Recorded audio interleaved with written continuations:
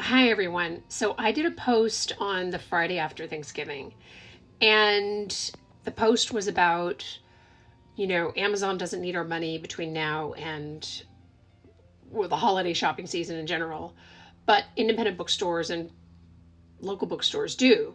And this is absolutely true. I'm always a huge fan of supporting local. Absolutely. This is not a I hate Amazon video at all. The reason I'm doing this video is because I was actually so surprised at how many angry I hate local bookstore comments that authors left on this post. Specifically, it was on Instagram. So I'm cross posting this video to TikTok and Facebook and Instagram, and maybe even also X, because I think it's important. Bookstores and the angry comments were local bookstores won't carry my book.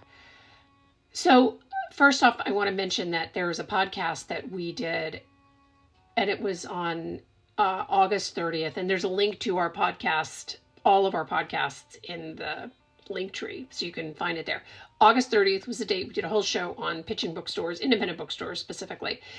Bookstores don't owe you anything. So, I think if you are being rejected by a bookstore, I would go to that bookstore and talk to them or ask them, walk in and ask them, say, you decided not to carry my book. Can you tell me why? I think it's always really good to get that kind of constructive feedback, first and foremost.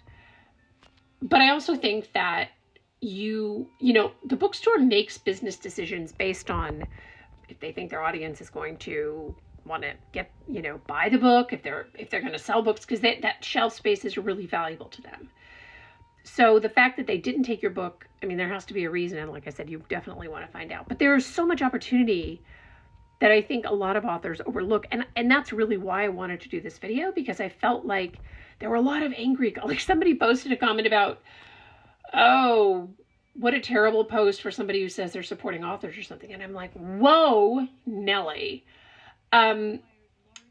So I just think check out the podcast, but also if you've been rejected by bookstores, I would love to see in comments to see if you know why, because I'm always interested to see what authors are finding individually in their towns and what their bookstores, and maybe the bookstore just, I don't know, hates authors or something, in which case they probably should not be running a bookstore. But the majority, I would say 99.9% of bookstores, independent and otherwise, love authors and they love local authors. So if you're not getting into your local stores, then ask them, find out why, find out what was the book cover not strong enough, was the pitch not good enough, whatever it was.